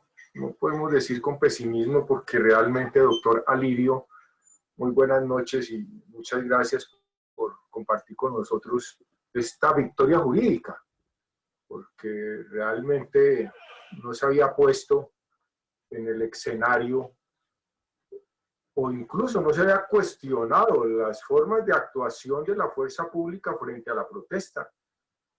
Y llevamos un siglo en los cuales, para contar solo los del 28 para acá, la masacre de las bananeras, por ejemplo, todo ese periodo que viene posteriormente del 48 en adelante, donde también encontramos, por ejemplo, en el año 53, 57, el asesinato de estudiantes en la calle, donde nos entramos indudablemente a décadas tan complicadas como fue la pacificación, que también se ha vivido, y en el cual, bajo el esquema de que hay que acabar con el enemigo, pues se elimina al enemigo, no se le confronta en lo jurídico, en sus ideas, en sus argumentos, no se le gana en ese plano, sino se le elimina, y es la manera sistemática como hemos venido o se ha sostenido, como Fidel lo decía, una clase política, una clase económica, la cual siempre ha tenido una clase política a su servicio, o que los ponen allí o los quitan de acuerdo a su conveniencia, y en eso pues ustedes que han sido también estudiosos de la historia lo nos lo ayudan a leer mejor. Entonces casi que vemos década a década, los 80 y los 90 fueron completamente terroríficos, sin qué decir pues de lo que ya llevamos avanzado del siglo XXI, en lo que ha sido la década, la primera década y la segunda, completando con esta. Entonces lo que uno se da cuenta debajo de toda esta protesta, porque primero es porque protesta la gente. Hay unos argumentos que me parece importante que queden claros en esta conversación, doctor Alirio, y es por qué se protesta. Y no solamente por qué se protesta, sino qué han ganado las protestas. Y yo creo que aquí solo mencionamos algunos paros cívicos que fueron muy violentos, como el del año 77, por ejemplo, y otros que igualmente pues pudiéramos examinarlos, cada uno de esos días en los cuales si uno suma no sabríamos decir cuántos heridos, cuántos muertos, cuántos mutilados, como el caso que nos comenta de esas horribles situaciones de francotiradores lanzándole o tirándole a los ojos a la gente, unas prácticas que hemos visto demasiado fuertes, pues, y que generan un miedo y que al contrario indignan y pasan y hacen que la dignidad de la gente precisamente sea la que salga a la calle y sea por la defensa de su dignidad y de su vida que realmente pues se presentan circunstancias como estas. Entonces, pues aquí vienen dos cosas de fondo que me parecen importante ver. En uno de los conversatorios anteriores teníamos también esa perspectiva de qué hacer desde el Estado para contener la protesta social, porque la protesta social continuará. Las condiciones económicas, por lo que yo veo o por lo que hemos visto, no han cambiado, o al contrario, incluso cada día se agudizan más las condiciones económicas, la situación de pauperización, el sistema sanguinario bancario, por ejemplo, que se ejerce contra todo el sistema de trabajadores y contra todo el mundo. La situación con la tierra, por ejemplo, la tenencia de la tierra, el acceso a la vivienda, el acceso a los derechos constitucionales que creíamos, de los que trabajamos y creemos en la Constitución del año 91, pues diríamos, una sentencia como esta no tendría que estarse dando si estuviese aplicando la Constitución, pero no ha sido así, y bienvenida pues también porque las condiciones y la coyuntura son claras que hay que contener la forma de actuar del Estado, de los gobiernos, frente a la inconformidad de la población. Yo creo que eso nos lleva también a preguntarnos si dentro de eso se habla. No he tenido la oportunidad de mirar ese punto, doctora Alirio, y quisiera que nos comentara en términos de la formación de la policía y del acceso a la policía, en términos de cómo debe ser una policía, pero también cómo debe ser un ejército dentro de un estado como este, en los cuales nosotros vemos desde Nariño hasta La Guajira, desde el Chocó hasta los Llanos, que simplemente, y ni qué decir en las ciudades capitales, que simplemente está hirviendo una inconformidad sumada con esta pandemia que puso también a la gente en una situación muy delicada. Entonces, si bien es cierto que se le ordena a las autoridades no utilizar armas letales, que las van a seguir utilizando, porque los derechos constitucionales están el derecho a la protesta, el derecho a utilizar el espacio público para la manifestación, pues vemos, y usted lo ha explicado claramente, que la mayoría de las veces, yo creo, han sido infiltradas precisamente para provocar los desórdenes y desviar la atención. Y siempre nosotros leer en esa gran prensa que los responsables de que estemos como así, como estamos, es porque hay una gente que protesta por unos derechos que, como sabemos, no están cumplidos. Yo dejo ese contexto, doctor Alirio amablemente nos pueda también ayudar a mirar desde su perspectiva jurídica y política. Gracias. Gracias, doctora Clara. Entonces, que siga usted, por favor. Muchísimas gracias a Darío, a Fidel y a Jorge, porque sus conceptos, sus preguntas, desde luego nos dan para muchísimas, necesitaríamos muchísimas más sesiones para poderlas contestar todas. Yo le veo ya la cara a Lirio, pero todavía le falta una batería de preguntas. Vamos a abrir el espacio para los participantes. Ha pedido la palabra Alejandra Benavides y en este momento le solicito a quienes quieran hacer uso de la palabra manifestarse a través de del chat o alzando la mano, que yo nunca sé cómo se hace, pero por ahí aparece una manito azul como la de Alexandra. Entonces les pedimos que se inscriban en el uso de la palabra. Y Nelson pide la palabra. Y le damos la palabra a Alexandra Benavides. Doctora Clara, pero sería mejor por el chat para tener un orden. Así con el chat va saliendo el ordencito que le podemos dar la palabra. Si no, ahí vamos haciéndolo. Pedro Esquivel ya la pidió. ¿Quién más? Héctor Guzmán. Nelson Linares. Héctor Guzmán, Nelson Linares. Listo, empecemos con Alexandra y vamos mirando el uno y el otro. Gracias, doctora Clara. Gracias, doctora Clara. Como jurista, ya evidencié, doctora Lirio, la sentencia.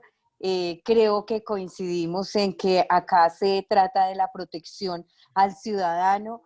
Pienso que es el que mayor derecho tiene en estos momentos, porque pues si lo visualizamos al principio, la protesta de pronto se ha salido de las manos, la fuerza pública no ha sido, un condicionamiento que preste el verdadero sentido, que es la protección hacia el ciudadano.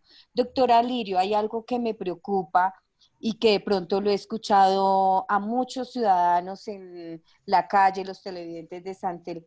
¿Por qué no se ha dado la orden al ministro por medio de un incidente de desacato al numeral que le ordena pedir unas excusas? Le escuché que decía que como él no estaba dentro de ese periodo, que fue de noviembre de 2019 que ustedes presentaron la tutela, que de pronto pues él no, como que no era idóneo para acatar este fallo. Pero pues, él representa a un ministerio y pues yo digo que en el caso de que se accionó, que se tuvo que accionar esta tutela para que pusiera orden en las entidades, de igual forma que se utilicen los incidentes en no dar el cumplimiento a lo que ordena la tutela, el fallo, porque el doctor decía que había habido más de, digamos, de 40 pretensiones, digo yo, pero pues se evidencia que de esas peticiones que hicieron los 49 accionantes, la Corte Suprema dio un orden de 13 puntos para cumplir. O sea, no es mucho lo que lo que ellos avalan, pero sí que dé el cumplimiento como debe ser, porque es un mandato de una corte. Muchas gracias. Muchísimas gracias a Alejandra. Tiene la palabra Pedro Esquivel. Buenas noches, doctora Clara.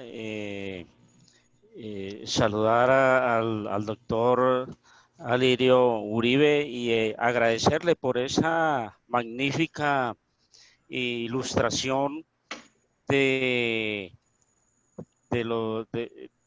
la sentencia sobre las protestas sociales. Y la verdad es que la Corte Suprema de Justicia en esa sentencia consagra, revive y construye el piso para levantar esas barreras jurídicas contra la violación de los derechos humanos y también sobre todas esas expresiones de autoritarismo del gobierno. Yo quiero preguntarle y bueno, plantear mi inquietud en este sentido, doctora Lirio, y es que el gobierno hizo su pronunciamiento sobre la sentencia con estas palabras. Dice: acatamos los fallos, pero las fallas las discutimos, las polemizamos y las corregimos. Entonces, a su juicio, ¿eso qué implicaciones tiene? Pues se advierte en el fondo que no se quiere cumplir. Y mi inquietud es esa: ¿qué implicaciones, qué consecuencias disciplinarias y también a qué otras instancias se puede acudir para que sean efectivas y para que se garantice aquí un derecho democrático? Esta sentencia, además de ser un logro jurídico, es un éxito democrático y pues yo creo que hay que continuar, hay que perseverar, y como dijo la doctora Clara, la movilización ciudadana promueve un cambio. Eso es lo que se respira en el ambiente democrático, ese cambio, y definitivamente el autoritarismo no es la salida, y eso es, a mi consideración, una indicación, un lineamiento que está consagrando la Corte Suprema de Justicia. Muchas gracias, doctora Clara. Muchísimas gracias, Pedro, por ese concepto. Tiene la palabra Héctor Guzmán y se prepara Nelson Linares y después Marcenio. Gracias, doctora Clara. Muy buenas noches. Buenas noches, compañero y doctora Lirio. Muchas gracias.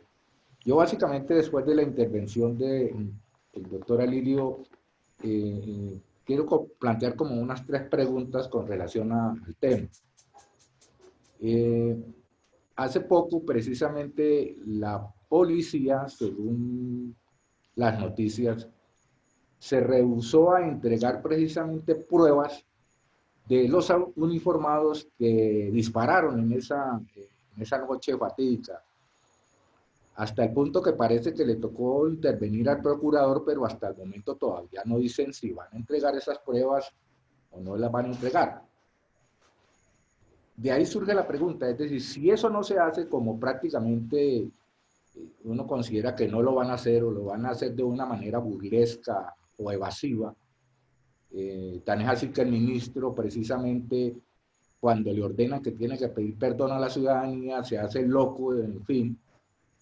En ese, digamos, contexto, doctora Lirio, de no aceptación de eso o rehusarse, no hay prácticamente una aceptación tácita de que evidentemente la policía sí realizó esa acción, y en el evento de una negativa, no procede eso ante la Corte Penal Internacional con relación al gobierno Duque o a la institución como tal. Entiendo de que esta cuestión en la Corte Penal es para personas en concreto, pero aquí estamos hablando de una institución del Estado y que tiene un representante en concreto, y en este caso es el presidente de la República. Esa es una.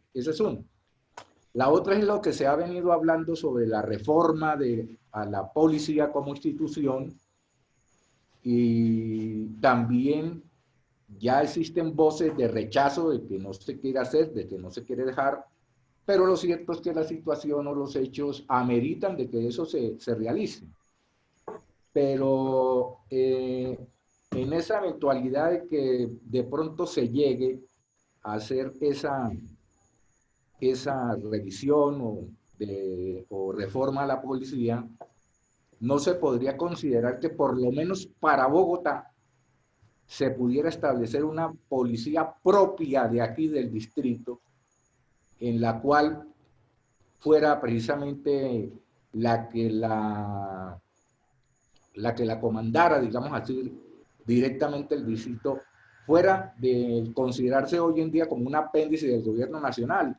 Entiendo también que la Constitución dice que el comandante de la policía es el alcalde de la ciudad o del municipio, pero lo cierto es, como dicen precisamente en política, eso es un saludo a la bandera que se lo pasan por la faja así muy deportivamente. Entonces, esa es la segunda pregunta. En esa eventualidad que ojalá se llegara a hacer, esa discusión sobre reforma de la policía, pudiera considerarse ese aspecto para Bogotá. Y la tercera es lo siguiente, doctor, y es, desde mi punto de vista particular, a mí me asalta un temor si estas cuestiones, digamos, no se hacen o no se plantean ni se dialogan ni se llegan a soluciones. Pero en la eventualidad, como soy optimista de que para 2022 o 2022, estas fuerzas democráticas y progresistas así ya hayan salido, pues ahora de que progresismo es, por ahí Petro, por decir que Tino era un progresista o no sé qué, ya lo están tirando. Entonces ya uno no puede hablar de progresista porque parece que no podemos serlo. Pero digamos en una situación como estas, en esta coyuntura, y en el optimismo que tengo yo como muchos de que podemos llegar al poder en 2022, ¿usted cree que este aparato policial y de ejército es garantía precisamente para que nos dejen ejercer un gobierno democrático y progresista? Por lo tanto, ¿no considera usted que en estos momentos hay que meterle mano a la discusión sobre esa reforma a la policía, sobre la concepción, la formación de estas personas y en alguna medida depurarlas? Porque yo soy muy temeroso de que donde logremos a ganar, esa gente no nos va a dejar gobernar. Eso era todo, doctora Clara. Muchas gracias, muy amable. Muchísimas gracias, Héctor. La proyección política de lo que está sucediendo, fundamental. Le damos ahora la palabra a Nelson Linares, se prepara Marcenio y va a cerrar Aristóbulo. Buenas noches, doctora Clara, buenas noches, doctora Lirio, a todos los participantes. No, yo creo que esencialmente se ha avanzado mucho en el tema jurídico frente a las garantías de la protesta social. Don Nelson, ¿puede prender Yo su me cámara, por sintonizo favor? un poco me sintonizo un poco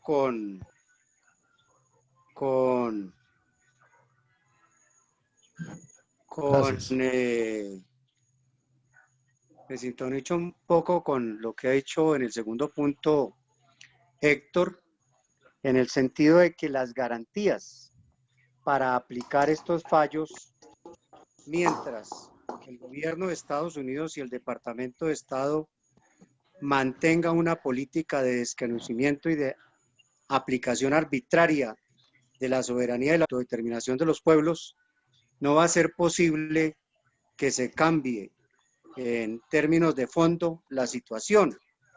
Porque, por ejemplo, en Venezuela nombraron a un tipo que no tiene un voto, pero es presidente, según Estados Unidos. Quitaron a Evo, que ganó las elecciones, porque no le gustó al Departamento de Estado. Aquí Duque y Trujillo desconocen los fallos y no pasa nada porque el Departamento de Estado y el gobierno de Trump los protege. Entonces, nosotros tenemos que levantar una consigna al lado de estos alcances jurídicos que conlleven a exigir una verdadera autonomía y autodeterminación que en Colombia nos permita actuar con alguna autonomía. Por eso yo creo que es equivocado que el segundo panelista de los periodistas diga que somos parecidos a los vecinos. Ojalá ya hubieran 600.000 muertos como los que ha habido en Colombia. Creo que en Venezuela no los hay. Entonces yo creo que no hay que confundir que allá hay un modelo económico y político diferente al modelo dictatorial civil que aparece en Colombia, que lo impusieron en Argentina, en Chile y en Brasil. Entonces, yo creo, Alirio, mi pregunta es, ¿qué va a pasar con el incumplimiento del presidente de la República y de Holmes Trujillo, que ya es claro, frente a este primer fallo del hecho de Dylan Cruz, que no es el de 9 y 10 de septiembre, y que se van a seguir presentando seguramente con los armamentos que están prohibidos el próximo 21 de noviembre y el próximo 21 de octubre, y en las marchas del gran movimiento de los indígenas del 10 de octubre. ¿Qué hacer con eso, doctor Uribe? Muchas gracias, Nelson Linares, discúlpame. Muchas gracias, Nelson. Le damos la palabra a Marcenio, que por fin hoy sí se vino organizado con micrófono. Tienes que aprenderlo, Marcenio. Bueno, buenas noches. Saludar al doctor Uribe, y a usted, doctora Clara, y a mis amigos virtuales. Y quiero contarles o decirle, es que la fe que tengo en este programa que usted dirige, doctora, porque yo pienso que en todas estas cosas lo que ha faltado es pedagogía. La Constitución llegó y a los que le llegó a la mano la metieron debajo de la almohada.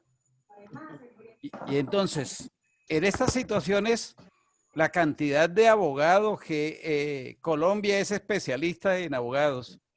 Entonces, pero de pronto los profesores nos quedamos también con la pedagogía metida en el bolsillo.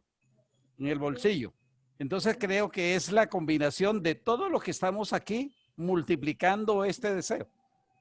Este deseo porque yo pienso que el cerebro tendrá que imponerse sobre el corazón, porque el corazón es la fuerza, es la violencia, es el accionar animal del hombre y el cerebro es la mesura, la inteligencia, la sabiduría. Entonces por eso creo en ustedes y creo en todos los demás que no pensamos en la violencia. Entonces, la pregunta, es decir, yo estoy conectado con esto que están diciendo y haciendo, pero uno se encuentra, por ejemplo, que al leer el nuevo Código Nacional de Policía y Convivencia, encuentra uno en el artículo 199 las atribuciones del presidente de la República. Entonces, ¿qué hace el presidente? En vez de darle cumplimiento a lo que dice el código, se va y se disfraza de policía. Entonces, ¿cuál es la pregunta? Para el doctor Uribe. ¿Tiene esto algún proceso disciplinario en el código, en la Constitución o en las leyes? Sí, porque nosotros no tenemos un presidente que gobierne con la Constitución del 91. No está aplicando la Constitución del 86. Y está asumiendo la política que se firmó con Estados Unidos en 1947. Como si fuera, ¿cómo se llama eso? El Estatuto de Seguridad, no sé qué cosa de seguridad, como si terminara de pasar la Segunda Guerra Mundial.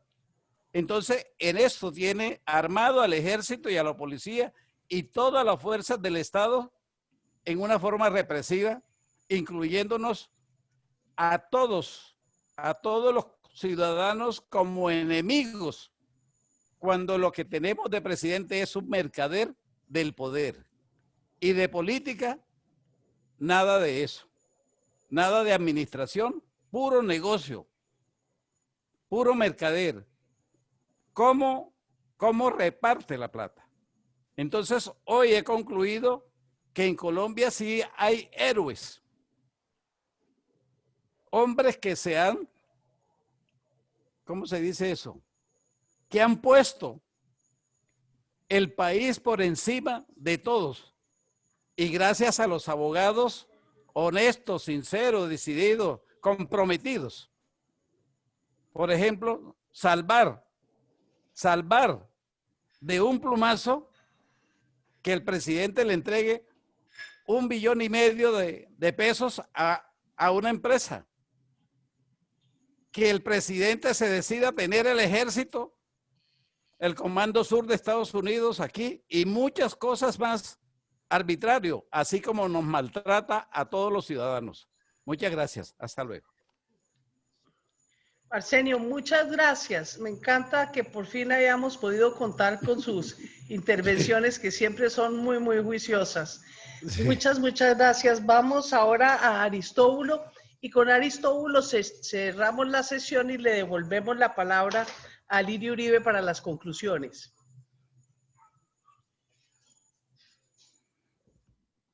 Aristóbulo.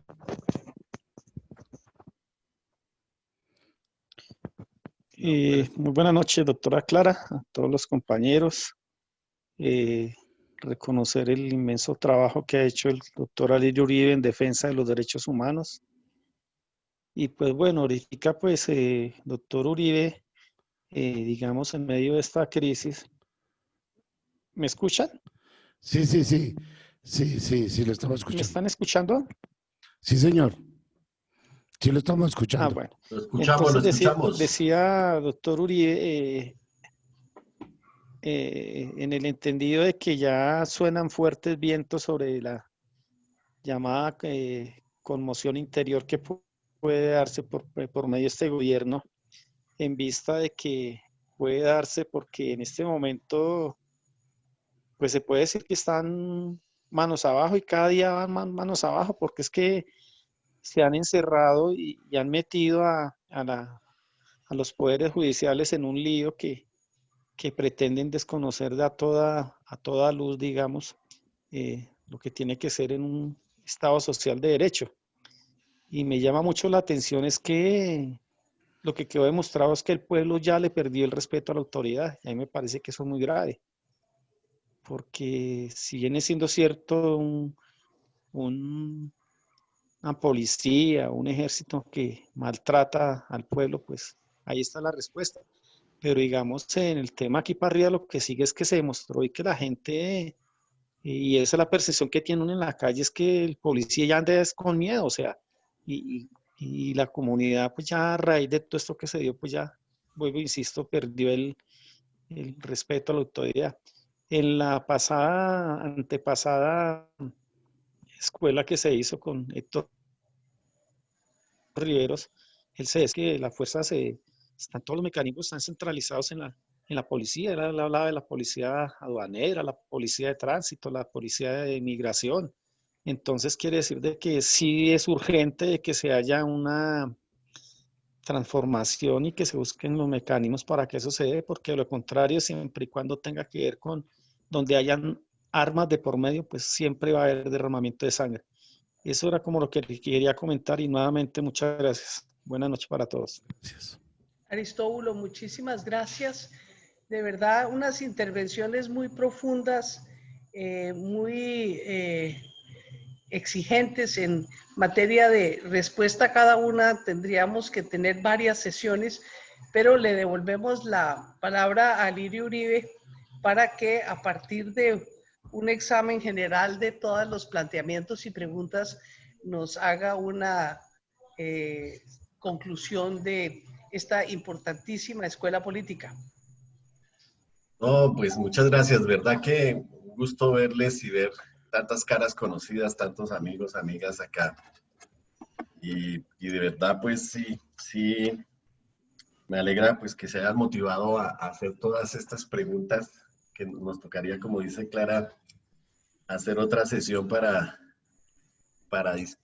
discutirlas y responderlas más a fondo, porque además son intervenciones muy juiciosas, muy analíticas. Yo voy a tratar de referirme básicamente al tema que nos convocaron, pues que era lo de la sentencia, y lo otro lo dejamos para otro día.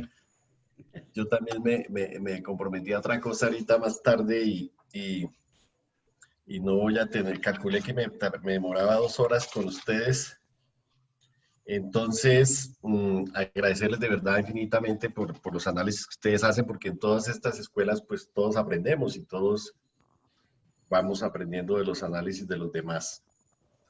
Yo decirles simplemente que cuando se aprobó el nuevo Código de Policía, yo estaba en el Congreso y yo le decía a los generales, decía, oiga, generales, ustedes con este código de policía, porque el código de policía nuevo lo hicieron los policías, y los policías abogados, y los que no eran abogados, yo les dije, mire, ustedes lo único que van a lograr con este código de policía es que la gente los odie. O sea, ustedes van a poner a perseguir a los vendedores. ¿Se acuerda que habían allanamientos administrativos? Bueno, las capturas, los traslados por protección. Bueno, una cantidad de figuras. Y todo lo de la protesta que lo tumbó la Corte Constitucional. Y todo lo que la Corte Constitucional le ha tumbado al Código de Policía. Y entonces yo les dije, este Código de Policía, si ustedes lo aplican, los van a volver enemigos de la policía. O sea, ustedes van a estar todo el tiempo con la ciudadanía encima. Y por eso creo que buena parte de lo que está pasando y de esa rabia de la gente, de esa indignación, pues tiene que ver con eso. El Duque, lo primero que hizo Duque cuando llegó fue sacar un decreto para perseguir los pelados por la dosis mínima. 350.000 multas, una cantidad de detenciones, abusos, extorsiones, todo eso lo tumbó la Corte y el Consejo de Estado en demandas que hicimos también. La Corte Constitucional y el Consejo de Estado tumbaron ese decreto. Pero fue el decreto estrella de Duque, llegar a montársela de los chinos con la policía. Entonces, yo simplemente de manera muy somera, ¿cuál es la protesta que se protege? Pues bueno, siempre se habla de la protesta pacífica, pero pues aquí se estigmatizan todas las formas de protesta. Los vándalos, yo pienso que la estrategia de los vándalos, yo creo que sí hay grupos de choque y vándalos dentro de las protestantes, pero también hay infiltrados, pero también hay de todo esto. Y eso hace un daño tremendo, porque nunca se sabe por qué protesta la gente. Lo que sale en la televisión es la ruptura de las ventanas, de la extracción de Extramilenio, de no sé qué. Entonces, ¿la estrategia a quién le sirve? Pues le sirve al gobierno, le sirve al Estado, porque finalmente no se visibiliza por qué se moviliza la gente, sino que se visibilizan los vándalos. ¿Por qué y quién estigmatiza la protesta? Pues depende del tipo de protesta. Si es una protesta sindical, la estigmatizan los mismos empresarios, los gremios, bueno, dependiendo del tipo de protesta, pero en general el Estado, que es el más cuestionado por todas sus políticas, pues es el principal que estigmatiza la protesta. Y cuando yo presenté la tutela, pues mostré varios ejemplos de ministros, del presidente. Arranca la minga el lunes. Ustedes recuerdan que en la minga anterior, Duque no fue a firmar el acuerdo porque lo iban a matar. O sea, esos indios allá lo iban a matar. Por eso no fue a firmar. Eso es estigmatización. Y lo dijo el ministro y lo repitió el presidente y no fue a firmar el acuerdo con los indígenas. Lo de las disculpas, varios preguntaron sobre eso. Obviamente son obligatorias, obviamente no pueden ser genéricas, atemporales. Hoy antes de estar acá estaba en una reunión con todos los accionantes de la tutela, precisamente solicitándole a la Corte y al Tribunal que se requiera a Holmes para que realmente pida perdón, porque no lo hizo. Yo no me puedo disculpar 11 días antes de la sentencia. Ya lo mencioné también en la intervención. Lo de los fallos políticos. Lo que suele pasar cuando los gobiernos son autoritarios es que alguien tiene que hacerle control. Y como el control es virtual, y uno ve allá a los congresistas con avisos que no me dejan hablar, que no me puedo contestar, que me quitaron la palabra, y no han logrado sesionar personalmente y demás, pues hoy el control político lo están haciendo las Cortes, en muchos temas. Y hoy el deporte del gobierno es estigmatizar las Cortes. Y el uribismo siempre se ha peleado con las Cortes, por los fallos de la parapolítica, porque no le permitieron la reelección, porque le han tumbado reformas constitucionales, porque Uribe lo metieron preso y ahorita está preso, porque sale la tutela de la protesta, por las fumigaciones aéreas, por la erradicación forzada. Bueno, ustedes dirán que solo traigo los fallos que los que hemos intervenido nosotros, pero bueno, la mayoría hemos intervenido nosotros. Entonces, ese litigio estratégico se hace como un mecanismo de control político cuando el control político no funciona. La gente encerrada, la gente y el gobierno robando, la emergencia económica, 164 decretos, solo 11 tenían que ver con salud. Todo el presupuesto vuelto caja menor para robárselo Duque con sus ministros, con sus gobernadores, alcaldes, amigos, corrupción, pobreza, 5 millones de desempleados, todo lo que ustedes quieran. Obviamente que van a tratar de no cumplir los fallos. van a seguir con la militarización y obviamente pues nosotros vamos a seguir protestando. Eso lo sabíamos siempre, o sea, desde que Duque se posicionó el 7 de agosto protestamos y dijimos que íbamos a protestar hasta el 6 de agosto del 2022. No protestamos estos meses porque estábamos presos con detención domiciliaria por el aislamiento y el COVID y demás. Apenas se levantó, pues volvimos a tomar las protestas nuevamente. Bueno, varios hablaron del cumplimiento de la sentencia. Hoy le solicitamos al tribunal que hiciera un mecanismo y una matriz y un procedimiento de seguimiento a todas las órdenes. El tema de los fallos y las fallas. O sea, lo que tiene que acatar el gobierno son los fallos. Acatar, no atacar. Y las fallas, pues debe tratar de no evitarlas o de corregirlas, de no hacerlas o corregirlas. Entonces, pues yo creo que eso es así. Lo de la CPI, yo les puedo mandar a través de Clara la comunicación que presentamos ayer a la Corte Penal Internacional sobre todos los hechos de violencia policial de los 2 años de Duque. Ahí, eso lo firmamos una cantidad de personas, organizaciones, o sea, ya está en conocimiento de la Corte Penal Internacional. Que si tenemos un ejército y una policía para las elecciones y ganamos la presidencia, pues eso está por verse. Eso sería lo que tendríamos que discutir. Primero tenemos que unirnos, segundo tenemos que ganar las elecciones. Antes de ganar las elecciones tenemos que cuidarnos para que no las vuelvan a robar. Y si ganamos, pues tendremos que mirar qué hacemos para que no haya un golpe a lo Evo Morales o a los Zelaya de Centroamérica, o como lo quieren hacer, pues todo el bloqueo económico y la tumbada del gobierno de Venezuela, como se refirió aquí por el compañero Linares. Entonces, no creo que este gobierno vaya a apelar a la conmoción interior. Hay sectores extremos del Centro Democrático que están diciendo que sí, pero yo realmente no creo. Lo que sí es cierto es que dentro de los 164 decretos que sacó Duque, algunos eran decretos que no eran de emergencia económica, sino que eran más de conmoción interior. Y los sacó como decretos ordinarios para que no los revisara la Corte Constitucional. Ahí también estamos en esa discusión jurídica. Ustedes han visto que la Corte le ha tumbado una cantidad de decretos. Entonces, todo lo malo que haga el gobierno, de lo que ya ha hecho y lo que va a tratar de seguir haciendo en estos 2 años, todo va a terminar en las Cortes. Si le da por hacer la reforma a la justicia, para atacar las Cortes, si le da por hacer el referendo, la consulta, lo que sea, todo va a pasar por las Cortes. El mensaje para mí de esta conferencia de hoy es que hay que apoyar las Cortes. La Corte Constitucional, la Corte Suprema de Justicia, la Justicia Especial de Paz, el Consejo de Estado, porque creo que hoy ese es un mecanismo democrático y no se trata del gobierno de los jueces, se trata de que los funcionarios judiciales sí equilibran los poderes y en este caso los abusos del gobierno de Duque y pues todo su gabinete y su partido de gobierno. Muchas gracias. Muchísimas gracias a Lirio por esa magistral exposición, por ese compromiso con la democracia, con los derechos humanos que nos ha producido tantas sentencias que hacen historia aunque no las cumplan. Y creo que la lección de la conferencia de hoy es que la manera de trancar el autoritarismo es con más democracia.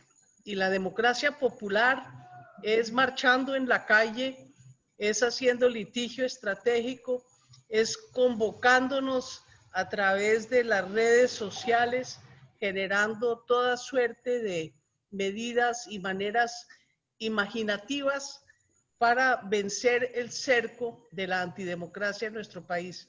De verdad que muchas gracias, Alirio, muchas gracias a todos los participantes en la Escuela Política, nuestra sesión número 23 creo que es, y desde luego a nuestros anfitriones de Santel TV, a Jorge Caicedo, de Siglo XXI, compañero Darío Salazar, y de Canal de la Salud, Fidel Juez. Muchas gracias a todas y a todos, y hasta dentro de 8 días con otro tema candente.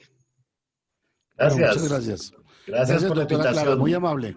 Muchas Buenas gracias. noches. Gracias. Buenas noches. Bueno, volvemos aquí a los estudios. ¿Cuál es la conclusión final, Darío, de este tema tan interesante y que nos conmina a que estamos haciendo las cosas bien? El que quiera conocer lo que pasa en el país desde este punto de vista. Bueno, compañeros y compañeras de Todos Somos Colombia y amigos, muy buenas noches. Estamos como muy bien orientados en nuestras conferencias. ¿Alguien tiene alguna sugerencia para el de la semana entrante?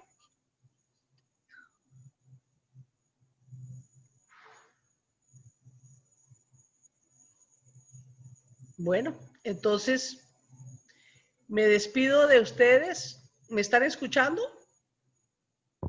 Sí, señora, yo le estoy escuchando. Bueno. Entonces nos Tranquila, no se despedimos. preocupe. Sí, Nos señora. despedimos hasta dentro de 8 días. Un abrazo muy caluroso y muy grande a todas y todos. Me encantó verlos hoy. Muchas gracias. Una feliz noche, doctora Clara. Hasta luego.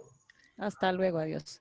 A José Matías, al colega Luis Ignacio, a Marcenio, a Pedrito, a Aristóbulo, a Gladys Soler, a Valmiro Rangel, a nuestra colega Elizabeth Cortés, en fin, aquí estamos todos los de siempre.